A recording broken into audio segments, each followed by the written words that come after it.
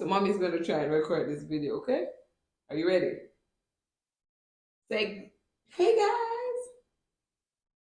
No, we're not doing, okay, we're not doing that. Hey guys, so welcome back to Fun with Mons. So let's get right into our story time today. I'm going to try and make it as concise as possible. It is my birth story. Finally, a positive one. The first one was negative. I mean, it was all great because, I got a healthy baby girl, but there were complications with the first one. Um, with this one, it was a tough pregnancy, but a wonderful birth, right? So let's get right into it.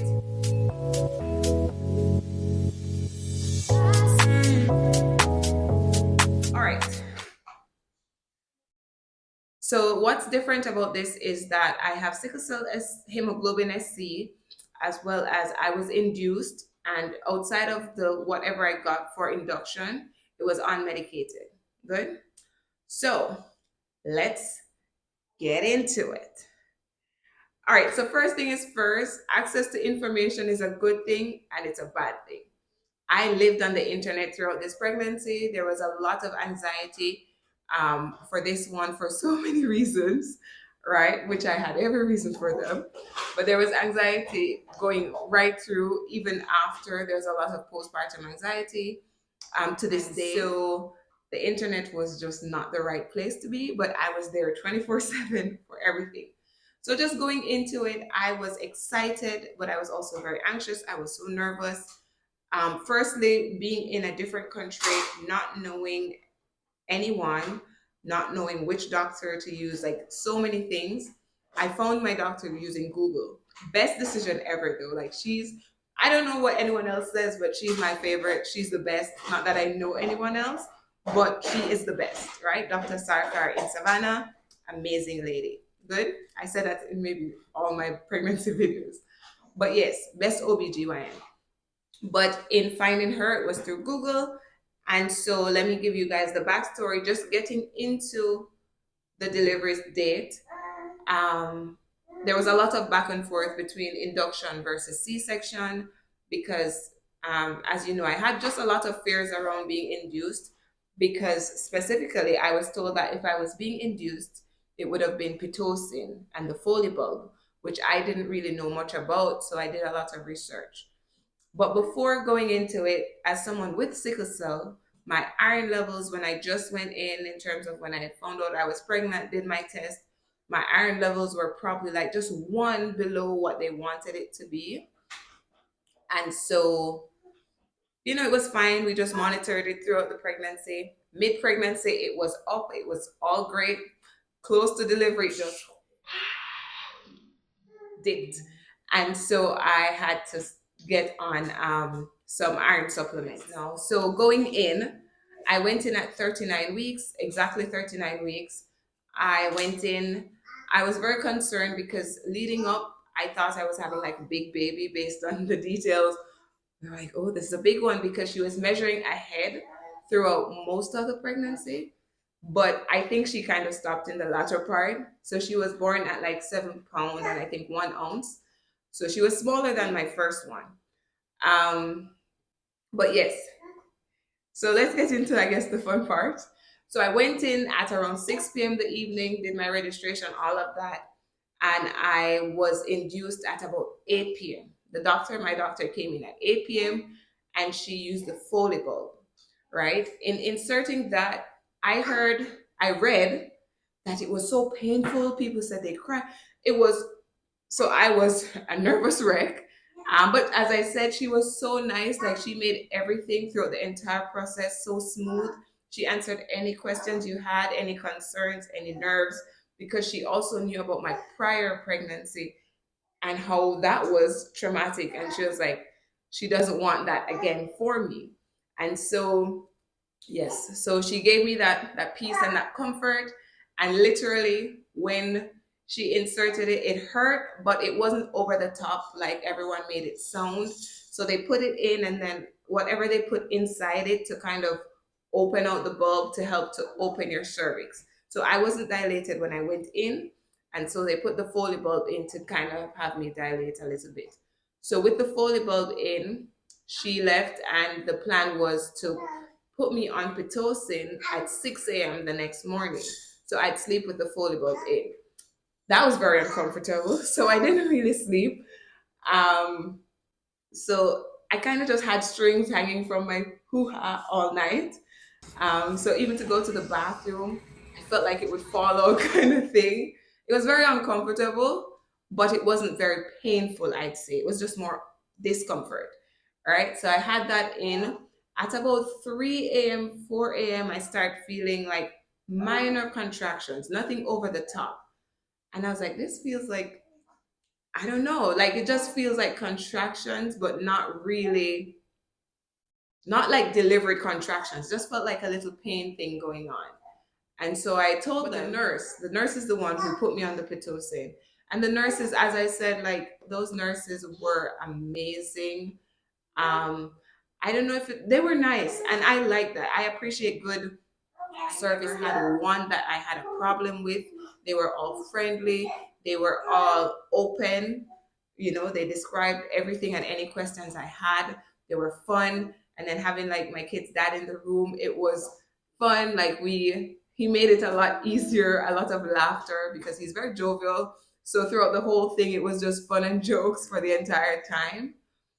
But then, guys, then now came the Pitocin, right? At like 6:30. She was like, I'm just gonna give you a little bit, right? Just to see how you are with it, just a little bit, and we'll watch it throughout.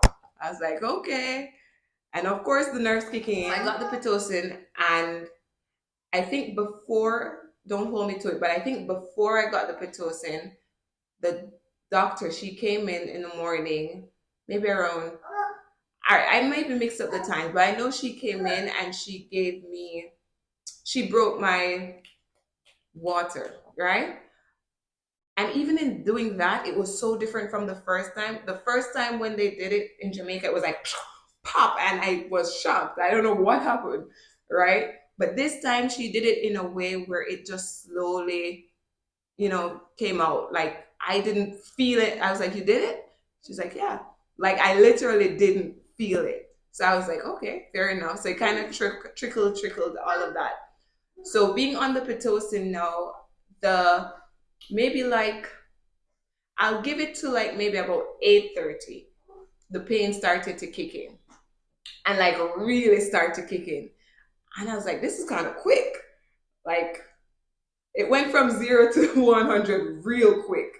And I was like, this is a lot. And I'm like, deep breaths and all of that. And I felt like I wasn't getting any breaks, right? As you guys know, I feel like with induction, everything kind of just comes on at once. So I think the most break I got in between contractions were like a minute or two. And they were getting really intense to the point where I was like, babe, do you think I should like, do you think I should get the epidural kind of thing? I was texting my sister, like, oh, do I get the epidural? And I know it wasn't as intense if I was able to text her. Because when I had the first one, phone was down, the pain was consistent, no breaks kind of thing. With this one, I guess it was still kind of painful, but still kind of early. So I'm messaging her, should I get the epidural? I was like, nah, I'm not getting it. Let me tough it out some more. But then, guys, it started to get intense now. So this is like 8:30. And the nurse said, like, when I felt like I was pushing or something like that, I should let them know. And so when I felt it, I was like, it feels heavy. I feel like she's coming kind of thing. The nurse is like, are you sure? Because it's kind of early kind of thing. She didn't say it like that, but that was the attitude. It was like, just hold on a little bit more. And I was like, hold on? I was like, I can't hold on. I have literally no control over my body at this point in time. And like they checked me, and I remember maybe at like 8 o'clock they had checked me, and she was like, "Okay, you're like 6 centimeter dilated." I was like, "Okay, let's tough it out." And I was going some more, and then when the pain really got to me, and I was like, "Okay, I think I'm going to get the epidural." But I said, before I get the epidural, though, can you just check my cervix because I want to know how far along I am to see if I could just thug it out some more. Guys, when she checked and she was like, "Oh, you're 9 centimeter," I said, "Amen. Let's do this." And I didn't have to get the epidural. But I think they were shocked at how quick I got to 9 centimeters because this is like around 8:30, 8:45, thereabout. I was like, "Yep, she's about to come." And I'm like, "She is coming." And the doctor wasn't in the room yet, only nurses, and I saw everyone kind of like scattering, coming together in the room. And I think that's what made it funny. Now that I look back, in the moment, I was just like, I can't stop it because she was like, just hold on a little. I'm like, I can't hold on. She is coming. I feel her literally pushing out. Y'all need to do something quick. Guys, in came that doctor. Like I tell you, it's like a superhero situation. In came the doctor. By the time she put on her gloves and she sat down, there popped my little angel right out. And it was just so funny because it all happened so fast. And I think that's what made it funny. Like, because nobody was expecting it. I wasn't expecting it to be so fast. My husband wasn't expecting it to be so fast. Like, no one. The doctor, I think she named her Speedy Gonzalez just because of how quick she kind of popped out. But as I said, she was a lot smaller than my first one. I did get a tear, but it was a minor tear, thankfully. Um, but yeah, like in no time, she was out. And I'm very grateful for that experience and for the doctor because I didn't hear it, but my husband said like he heard her say to the other nurses, like because she was doing a C-section before. She was like, they told her I was 9 centimeters, so she thought she had a little time. But then she was like, I know they said no running in the hallways, but I ran.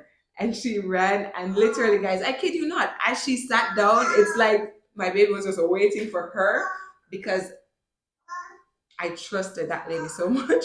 But yeah, so out she went, and everything was good at that point. Of course, they stitched up what they needed to stitch up, fixed me up, and I was all nice and good and ready. Now the recovery part was kind of tough for me in a sense where I really don't think I took the time to recover properly.